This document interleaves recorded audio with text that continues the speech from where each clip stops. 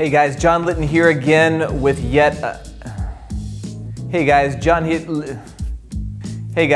Lytton here with Performance Unlimited to give you with another quick tip. Let's talk today about how you know when it's time to rest. I think that everybody knows that we are a country of stress, right? The truth is that we are well above the standards of stress, and a lot of people would tell me, but yeah, that's how we are such a great country. That's how we get ahead. That's how we get things done.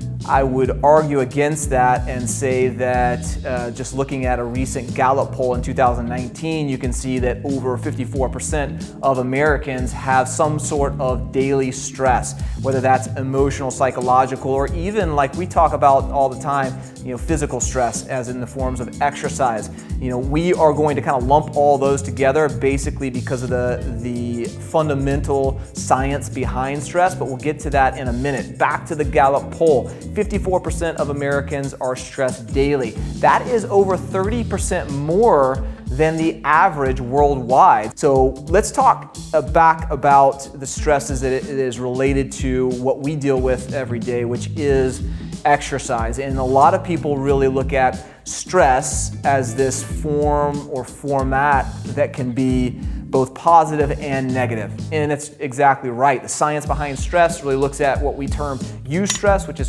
certainly positive stress, or distress, which becomes negative stress. Now, when we look at those stress, we have to have something to be able to develop adaptations that end up being positive results for us. That's the eustress.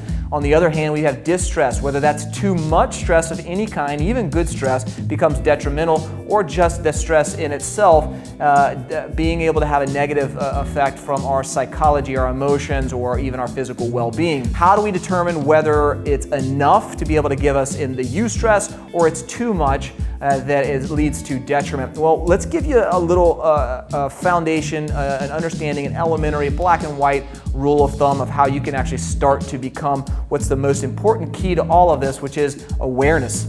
I think that it needs to be a much more conscious effort at understanding what quality and quantity together equal as to being able to be the sweet spot, because even too much of a good thing does become detrimental. Tylenol can reduce your fever, too much Tylenol can actually kill you, and you can say that for a whole host of seemingly positive things that can turn into negative.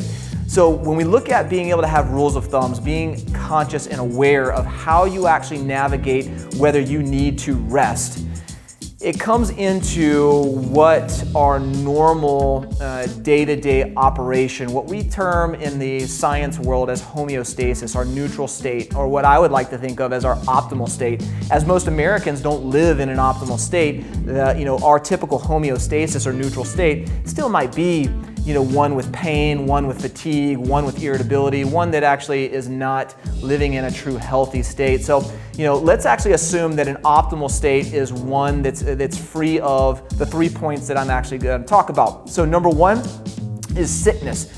When it comes to knowing whether or not you should rest, the first thing I would say is that if you are sick at any point in your year, if we're going to take this from a 12-month calendar, if you have a sickness, I don't care if it's a sniffle, a common cold, or you catch the flu, you have to present an awareness and a conscious bias towards auditing whether or not you're overstressed.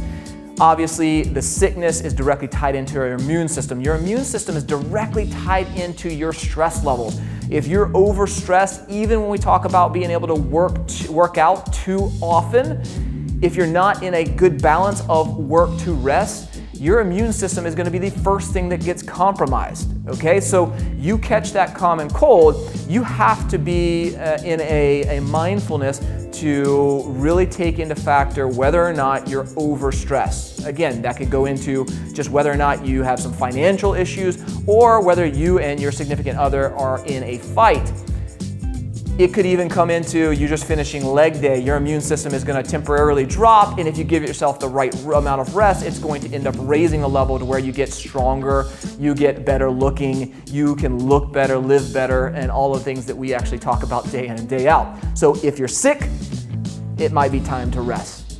So sickness might be the obvious one, but sometimes as we get more active, as we're working out more, exercising more, we get little nicks, pains, injuries, maybe even to a muscular standpoint that would seemingly kind of be the, territory that we actually are living in. So normal aging as well as increasing our activity seemingly is a predisposition to musculoskeletal injury or orthopedic injury. I would say yes, your predisposition, your risk starts to raise, and therefore you should be much more mindful of the strategy and the periodization or the planning into having rest at a same level as your actual workouts yourself. So putting recovery and workouts into the same plane of focus or the same emphasis or degree of focus you actually have is so important that if you're actually getting a little bit of a hamstring strain and that tends to become chronic, we really have to audit what our balance of work to rest or recovery to workout actually is. So let's put that into perspective and make a simple definition for chronic. We put an injury or a movement or a dysfunction, anything into the chronic aspect when it starts to become repetitive. If we think about injuries, if you have a hamstring strain, we treat that, you go get work done with your PT, and you become fully recovered. You do not have the pain whatsoever, no compensations, you're fully engaged in your normal workout routine. You are recovered, yet within a 12-month cycle, you have that same injury, same place. Again, we term it chronic. You all of a sudden not have a muscle strain, you have a chronic muscle strain. And when you look at injuries musculoskeletally in itself as being a sign for rest and recovery, when it becomes chronic, you're more in a susceptible range for bad things to come. So muscle injury equals auditing your rest and recovery. The third and final one may be one that's a little bit more undervalued because it tends to come up in our day more often than not. Maybe not directly due to a workout or overtraining, but maybe some other type of stress during your day. And we're talking about irritability. If you're like me and you have two little kids, a 4-year-old and a 6-7-month-old, irritability is going to be a part of your everyday. However, when we look at being in a bad mood, being overly tired, just being able to not enjoy, be joyful, be a positive vibe or energy in throughout your day, you may want to start looking at auditing your work to rest ratio. Are you training too much? Are you having too much stress outside of training in your life? And being able to really look at, hey, if somebody or multiple people have mentioned or asked you if you're in a good mood or if everything's okay, you're probably exuding the energy that would allude directly to get yourself some rest, get yourself some recovery, take a look at it as a whole, and have an idea of whether or not you need to balance your training approach a little bit better.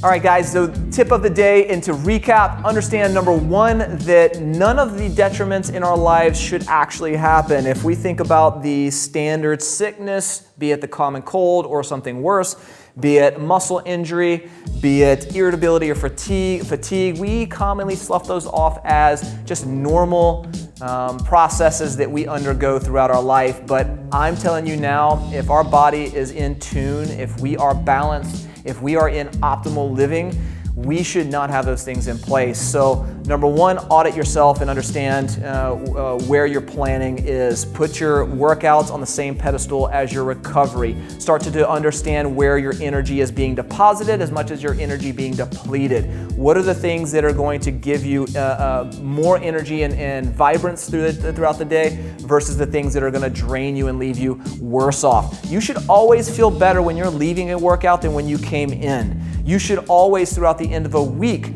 look back and not feel like you are A, on the verge of needing to sleep the entire weekend, B, hurting so badly that you can't function your normal daily activities, or C, that you're so tired and you have been withholding so many good things in your life, be it nutrition or sleep or otherwise, that nobody even wants to be around you.